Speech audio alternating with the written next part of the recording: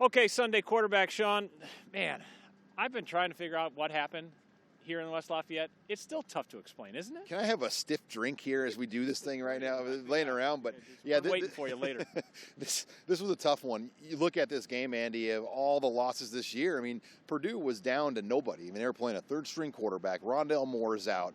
Obviously, their starter's been out all season, or 4 or 5 games in a row. Their 2 best defensive players are out. It was gift wrap for Nebraska to come in here to get a win. You're not going to get a Jeff Brom team down more than this. You block 2 punts. You get a key interception. I mean, everything was set up to go up 14-0, even 21-0, and you can't do it. You get up 10-0, and it allowed Purdue to come back in, and that's what probably stings the most if you're Scott Frost. And it's the second straight week Nebraska had a chance to take complete control of a football game early on in the second quarter, and they were unable to do so. Why does this keep happening?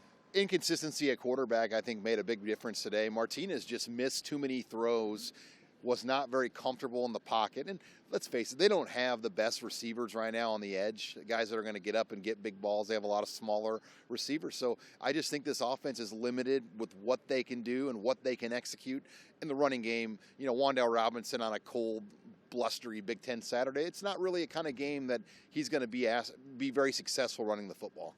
Culture win for Purdue? Is that a culture win for Purdue? You hate to say it like that, but both teams are down a lot of guys right now. Key players out for whatever reasons on both sides of the ball.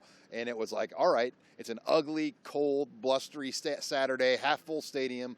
Whose culture wants this more, Purdue's or Nebraska's? And Purdue's culture of guys went out there and believed in the game plan, and they executed it. They made the plays. Nebraska's did not, and that's probably what stings the most when you look at this loss. And this is going to have to sit with them for 2 weeks now because they get their second bye week. When you talk to the players after the game, what was their message about what they're going to do on this bye week? I just think everyone's physically, mentally worn down. I mean, the pressure of this season to meet some expectations early, obviously that went down the drain quickly, and then it's just mounted. You know, the hole just gets bigger and bigger and bigger each week.